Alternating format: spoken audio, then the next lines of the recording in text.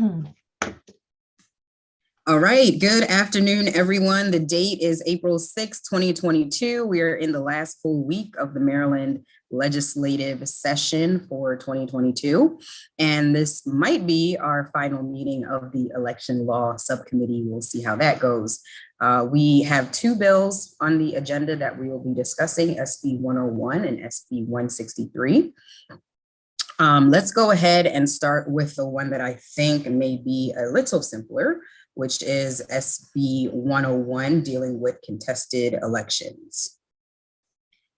So as a reminder, we did pass the cross-file already in the House. And what this bill does, it makes it generally more viable for candidates and ballot petitioners to contest elections. It requires a county to pay when the margin of victory is 0.25 or less, which is replacing 0.01% or less. And outside of this, a candidate or petitioner would have to pay for the election themselves.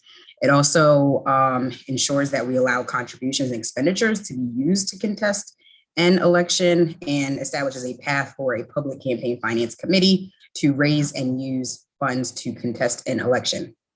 One point that I do want to share with this bill is that we are, after conversations with the Senate, we are going to move forward with their version of the bill when it comes to ensuring that if someone has a gap of 5% or more, that they would not be able to contest the election in a scenario. We have gone back and forth about this as a subcommittee over the last year or so. And just after conversations with the Senate, hearing different reasonings, hearing from boards of elections and others about the pros and cons, the Senate version that we are considering right now does include that 5% provision. So that is the overview of the bill, and there are no amendments on it. So how about we move the bill and then we can have any discussion on it. Move favorable. Second. All right, it's been moved and properly seconded. Is there any discussion? Delegate Lasanti. Thank you, Madam Chair. And I just have a question about that 5% threshold that somebody would not be able to contest. If there was a situation, I don't know, that there was a catastrophic failure of a voting system at a particular precinct, let's say, and would then the election board be able to, I mean, I can see a scenario where if something catastrophically happened in a particular precinct, that there would be the desire, no matter what the outcome was, to retest the votes. Madam Chair, I think you're. I was just talking. Sorry, I was just talking to my staff. Who can respond to that question? How about Mr. Demarinis? Thank you. Thank you, Madam Chair. Basically, if there is catastrophic failure, the backup is the paper. That's just why we have paper ballots. So, yes, the machine might have an issue. So we pop the top and count them manually. I should know that. Thank you. Thank you. That's a helpful reminder. So thank you for asking that question, Delegate Lasanti. I have a question. Delegate Long. Yes. Didn't we pass this already? And if the person wanted to have a recount, agree to pay for it, they would still do it. And now you're saying they wouldn't be able to do a recount, even if they pay for it? Thank you, Delegate Long. So yes, we passed the House version of this bill, and we had removed the provision that restricts or prohibits a recount when the margin of victory is greater than 5%.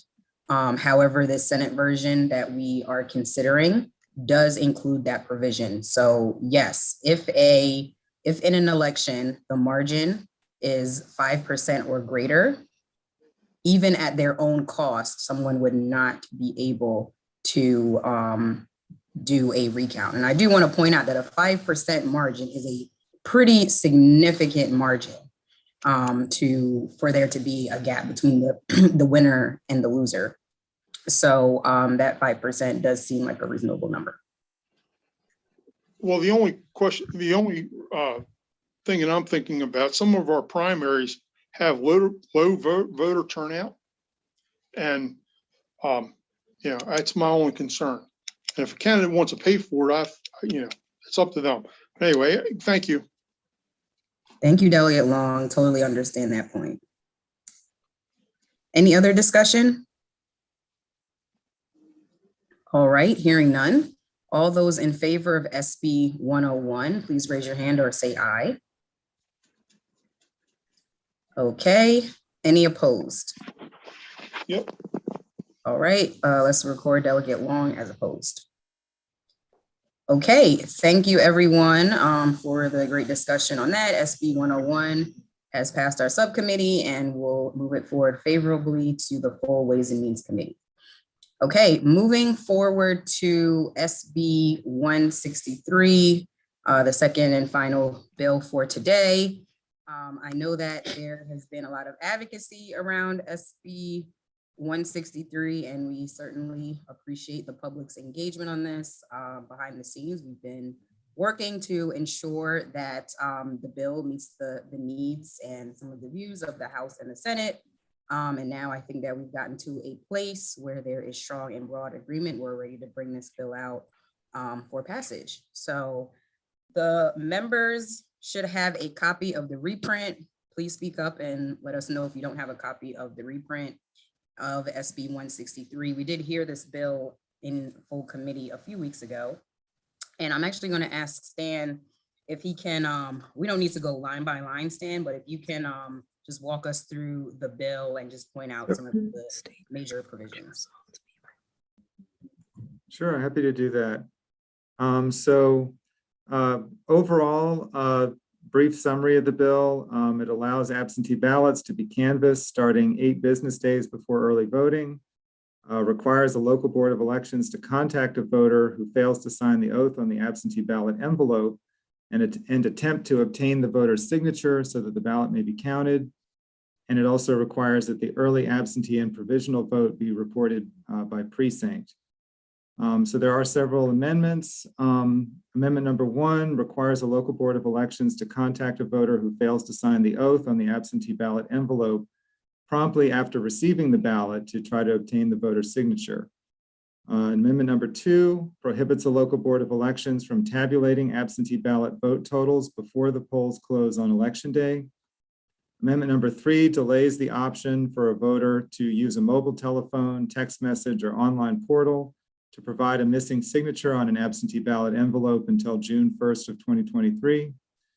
Amendment number 4 requires that when more than one ballot is received in separate envelopes from the same individual, a local board must count the first ballot that is determined to be legally sufficient. And that's the same exact language that was in Delegate Feldmark's bill that you all passed earlier in the session.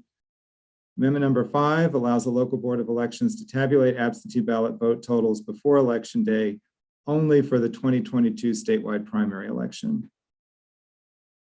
And that's it for the amendments. Questions or comments on the amendments to the bill? All right, so let's go ahead and here's Delegate Vice Chair Washington's coming in. Okay, yes, Delegate Lasanti. The tabulate the report that shows the votes by precincts that they're reporting. Does that also then include the early voting centers as a precinct? Yes, it does. Okay. Provisional votes too. Thank you. Right. Any other questions or comments on the amendments?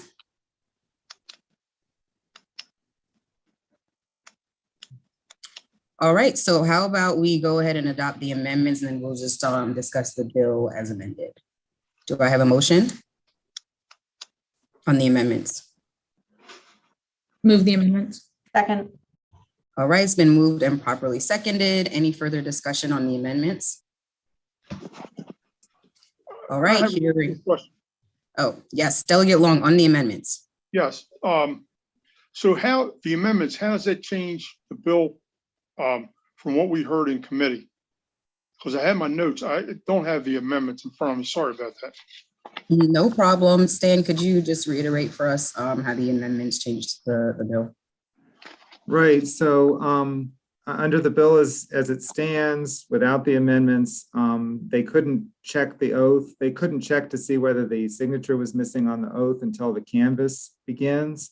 So that instead, under these amendments, they would check whether the signature was missing on the oath as soon as they got the envelope, as soon as they scanned it in. And then they could contact the voter promptly after that to try to obtain the signature if it was missing. The bill is without the amendments would have allowed tabulation before Election Day. The amendments prohibit that, except in 2022's primary election. The bill without the amendments would have allowed for the use of mobile phones, text messaging, and online portal starting this year would allow for the use of those technologies to provide a signature if it was missing on the absentee ballot oath. They would have allowed that starting this year.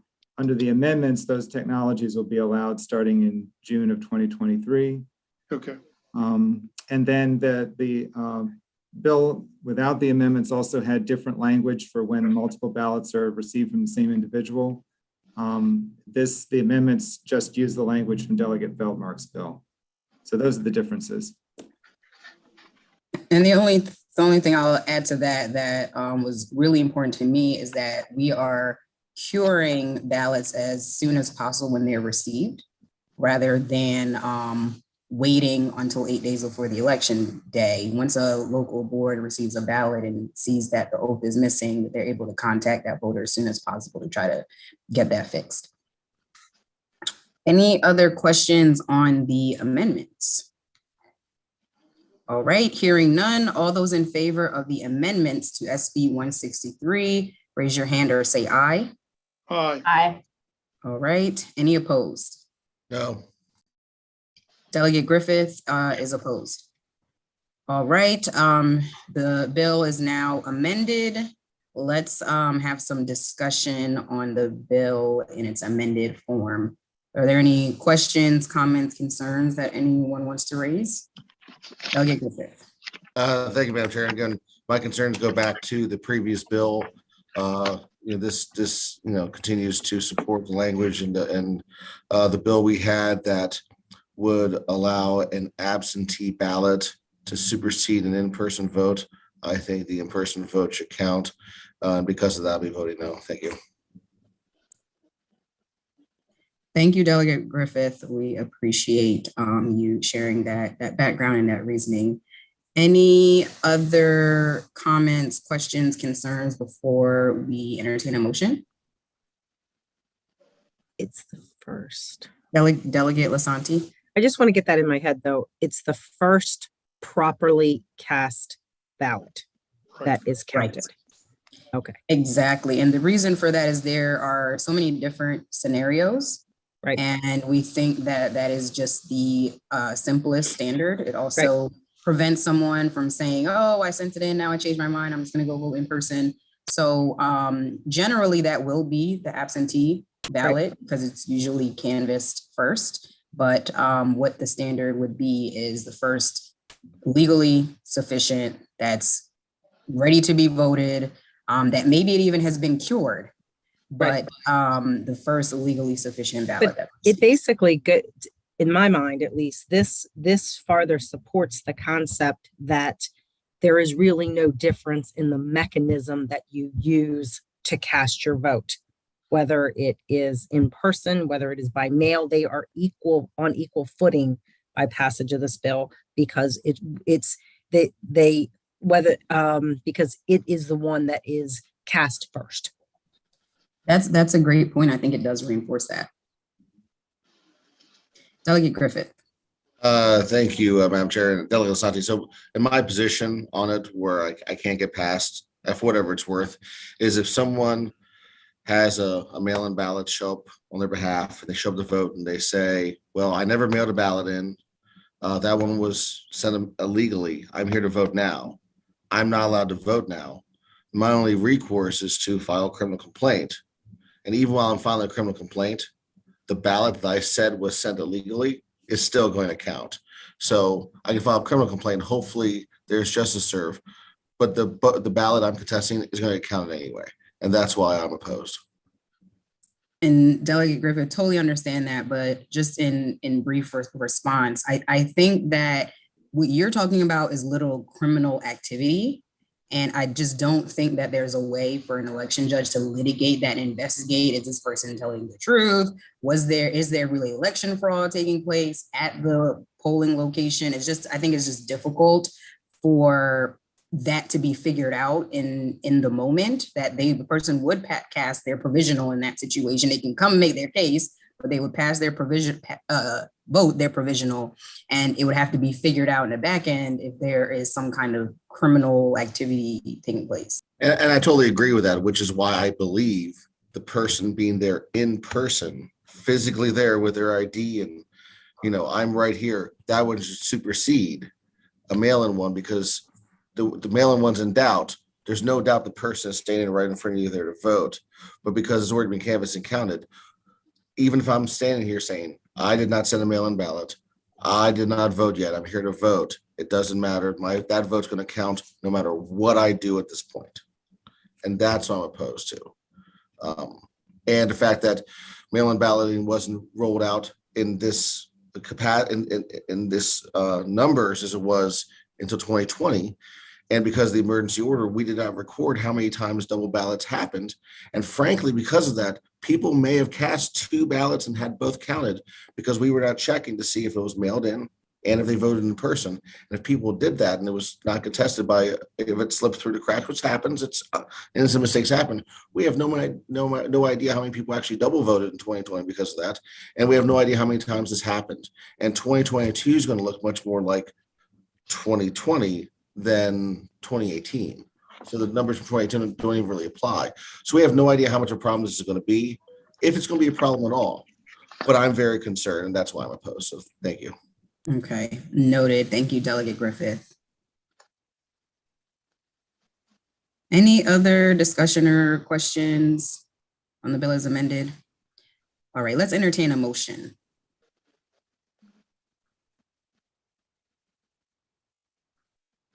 It looks like. Move go favorable. ahead. The bill is amended. Perfect. Second. All right, it's been moved and seconded on Senate Bill 163. Any further discussion on the bill as amended? Hearing none, all those in favor of SB 163 as amended, please raise your hand or say aye. Aye.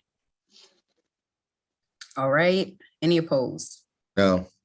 No, Delegate Griffith and Delegate Long opposed. SB 163 passes favorably as amended, and it will be taken up by our full Ways and Means Committee. Well, thank you so much to each of the members of the Election Law Subcommittee. I do want to give my gratitude, as this may be our final meeting, for each of you for the thoughtful questions. Delegate Griffith, Delegate Long, we really appreciate your thoughtful engagement and the contributions to the subcommittee, and also to other members who have support in leading bills and asking great questions. I think we have done awesome work as a subcommittee. We've had a lot of bipartisanship, and also want to thank the advocates, Mr. Demarinis, Catherine Berry, Mary Wagner, and other folks at the Board of Elections who have supported us, as well as our wonderful staffer, Stan Ward, who had just walked me through everything while on the floor and made sure he answers all of my questions. So very much appreciative of this subcommittee and opportunity to work with everyone here. And everyone, I don't think our committee's meeting today, so we will see each other, I guess, on the floor tomorrow. Thanks, you. Everybody. Thank you, Bye-bye. Madam Chair. thank you. No problem. Thank you. Okay.